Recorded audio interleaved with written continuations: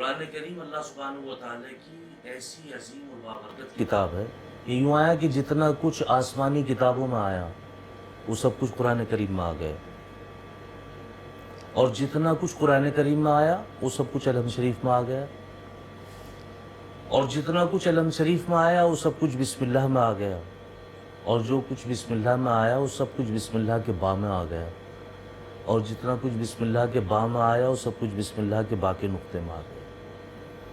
ایسی بابرکت کتاب جس کا دیکھنا بھی ثواب، جس کا پڑھنا بھی ثواب، جس کا سننا بھی ثواب، لیکن افسوس صد افسوس کہ سب سے زیادہ اگر آج دوری ہے تو قرآن کریم سے ہے۔ پہلے نمبر پہ نمازوں سے دوری اور دوسرے نمبر پہ قرآن کریم سے دوری۔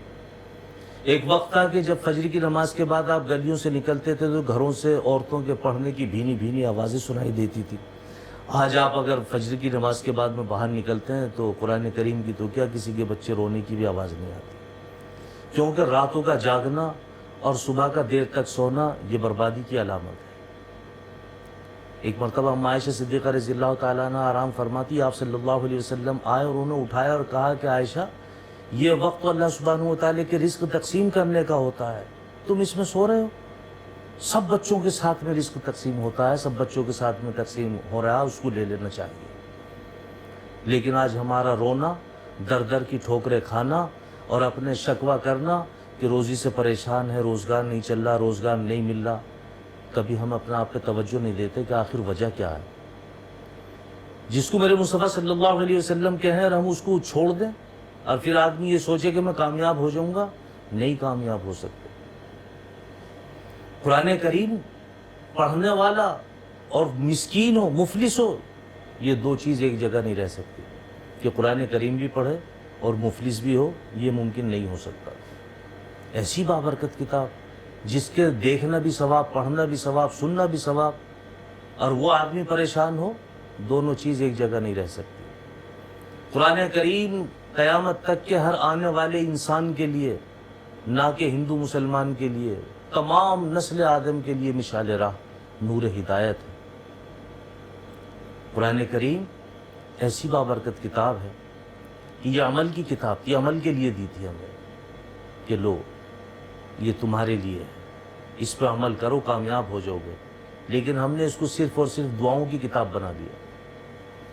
آج کسی کے پاس میں بھی جاؤ، ہر آدمی، عالم ہر جگہ مل رہے ہیں، عامل ہر جگہ مل رہے ہیں، او الامان والحفیظ، کیا بات، سب پریشان چل رہا ہوں، کاروبار نہیں چل رہا۔ اچھا، آپ کی صورت پڑھ لیا کریں، بس انہوں نے بتا دیا اس کا یقین اسی صورت پہ ہے۔ آپ کیا بات ہے صاحب، مقدمہ ہے، اس کے لیے کچھ بتا دیں، ہاں ٹھیک ہے انشاءاللہ۔ آپ ایسا کریں 11 مرتبہ یہ صورت روزانہ پڑھ لیا کریں۔ میں صورتوں کے نام اس لیے نہیں لے رہا کبھی آپ یہ سننے کے بعد میں استعمال شروع کر دیں۔ پتہ ہی چلا صاحب قرض بہت ہو گیا، ہاں صاحب بہت عمدہ، ماشاءاللہ، کوئی بات نہیں، سمندر کے جھاگ کے برابر بھی اگر قرض ہے تو مغرب کی نماز کے بعد کسی سے بولے بنا ایک مرتبہ اس صورت کو پڑھ لیں، انشاءاللہ قرض کی ادائیگی ہو جائے گی۔ ارے بھائی، نماز کبھی پڑھتا نہیں، وضو کرنا آتا نہیں، نماز سیکھی نہیں، وظیفے پڑھنے بیٹھیں گے، ایسے وظیفے کام آئیں گے؟ اگر ایسے وظیفے کام آتے تو یہ جو جگہ جگہ عامل حضرات بیٹھے ہیں، سب کے ہاتھ یوں ہیں، یہ تو تعویذ رکھ کے لکھ کے جیب میں رکھ لیتے، یہ تو اسی صورت کو پڑھ کے اپنے گھر بیٹھ جاتے۔ قرآن کریم عمل کی کتاب، کوئی بھی وظیفہ ہو اللہ کی رضا کے لیے ہو، اگر آپ اللہ کی رضا کے لیے پڑھیں گے تو اس کے اثرات اپنے آپ ہی مرتب ہوں گے، کیونکہ جس کے اختیار میں تمام کائنات ہے، جو انسانوں کو، آپ یہ دیکھیں اگر آپ کے مقدر میں 2 پہاڑ نہیں 100 پہاڑوں کے نیچے بھی اگر ہے تو آپ کو مل کے رہے گا، اور اگر آپ کے مقدر میں نہیں ہے تو آپ کے 2 ہونٹوں کے بیچ میں ایک چاول کا دانہ ہے، وہ آپ کے حلق میں نہیں جائے گا۔ آپ اس پہ کیوں توجہ نہیں دیتے ہیں؟ جو آپ کے مقدر کا ہے وہ آپ کو مل کے رہے گا، آپ کہیں بھی ہوں، لیکن تدبیر اور تقدیر کی جنگ ہوتی ہے۔ کوئی آدمی تقدیر پہ فیصلہ کر لے کہ جو مقدر میں وہ ہو کے رہے گا، باولا ہے۔ کوئی آدمی یہ کرے مقدر کچھ نہیں ہے، جو تدبیر ہے وہ ہے سب کچھ، وہ بھی باولا ہے، کیونکہ تقدیر اور تقدیر کی جنگ ہوتی ہے۔ تقدیر اپنا کام کرتی ہے، تقدیر اپنا کام کرتی ہے، جد و جہد ہے۔ میرے مصطفیٰ صلی اللہ علیہ وسلم نے فرما دیا، نماز پڑھو اور زمین پر کاروبار تلاش کرنے کے لیے پھیل جاؤ، آپ اس پر کیوں نہیں توجہ دیتے ہیں؟ آپ ان پہ توجہ دیتے ہیں، صاحب میرے پہ مقدمہ ہے، اس کے لیے کوئی وظیفہ بتا دیجئے۔ قرآن کریم سمجھ کے پڑھنے کی کتاب ہے، اور ہم کیا کرتے ہیں اس کو؟ ہم صرف پڑھتے ہیں، پڑھتے رہتے ہیں۔ کاش کہ اس کو سمجھ کے بھی پڑھتے تو اس کا مزہ ہی کچھ اور ہے۔ جو اس کو سمجھ کے پڑھتے ہیں ان سے پوچھو ان کی زندگی میں کیا برکت ہے، ان کی زندگی میں کیا خوشنودی ہے، ان کی زندگی میں خوشیاں ہی خوشیاں ہیں، گھروں میں برکتیں ہی برکتیں ہیں۔ ایسی بابرکت کتاب کو ہم چھوڑ بیٹھے اور دوسری کتابوں کے مطالعے مسلسل ہوتے ہیں، دوسری کتابوں کے بارے میں پوچھا بھی جاتا ہے، دوسری کتابیں پڑھی بھی جاتے ہیں، دوسری کتابوں کو پڑھوایا بھی جاتا ہے، لیکن افسوس صد افسوس کہ قرآن کریم سے دوری ہے۔ یہی سب سے بڑی بدنصیبی ہے، یہی سب سے بڑی بدنصیبی ہے۔ قرآن کریم کو ہم نے صرف اور صرف دعاؤں کی کتاب سمجھ لیا۔ یہ مردہ قوموں کو زندہ کرنے کے لیے آئی تھی، لیکن آج اس کو مردوں کے لیے صرف بخشوانے کے لیے پڑھا جاتا ہے۔ جہاں موت ہو گئی ان کے گھروں میں قرآن کریم پڑھا جاتا ہے۔ جاؤ جی مدرسے کے بچے لیو، مدرسوں میں قرآن شریف پڑھوا دو، اور تو اور یہ جاؤ جی سے قرآن شریف کو مسجد میں رکھو، کوئی فائدہ نہیں ہونے کا، رکھنے سے کوئی فائدہ نہیں ہوگا۔ مسجد میں نہیں، آپ حرم شریف میں بھی اگر رکھوائیں گے اور پڑھا نہیں جائے گا تو کوئی فائدہ نہیں۔ قرآن کریم کو تو پڑھو گے تو فائدہ ہوگا، نہیں پڑھو گے تو کوئی فائدہ نہیں ہوگا۔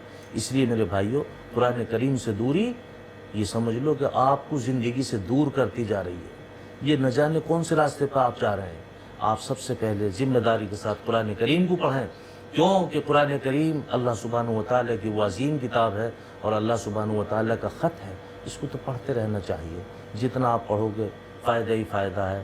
اللہ مجھے بھی عمل کی توفیق نصیب فرمائے، آپ کو بھی عمل کی توفیق نصیب فرمائے۔ بھئی ذمہ داری کے ساتھ، عزت اور عظمت کے ساتھ، محبتوں کے ساتھ، آپ یقین اور اعتماد کے ساتھ میں آج سے آپ طے کر لیں کہ انشاءاللہ ہمیں قرآن کریم کی تلاوت روز کرنی ہے۔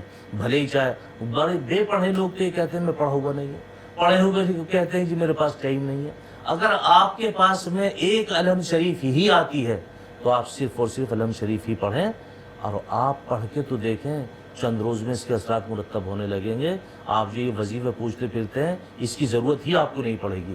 وظیفے بھی جب ہی کام آتے ہیں جب آپ اپنی ذمہ داری کے ساتھ میں نمازوں کی پابندی ہو، اور جو نمازوں میں پڑھا جاتا ہے، جتنا قرآن کریم نمازوں میں پڑھا جاتا ہے اس کا تو اتنا حفظ کرنا فرض ہے۔ نمازیں درست ہونی چاہیے، رکوع سجدے کی تسبیح درست ہونی چاہیے، نمازوں کی پابندی ہونی چاہیے، باوضو رہنا چاہیے۔ اس کے بعد آپ قرآن کریم کی تلاوت کریں، پھر کوئی وظیفہ پوچھے تو کام آتا ہے۔ ایسے کوئی وظائف کام نہیں آتے۔ اس سے آپ، میں سمجھتا ہوں کہ آپ میری بات کو سمجھ گئے ہوں گے، کیونکہ حضرت تھانوی رحمۃ اللہ علیہ نے فرمایا کہ وظیفہ نہ بتاؤ کسی کو بھی، ہاں ورنہ لوگ پتہ نہیں کہاں سے کہاں چلے جاتے ہیں۔ اللہ عمل کی توفیق نصیب فرمائے۔ وآخر دعوانا الحمدللہ۔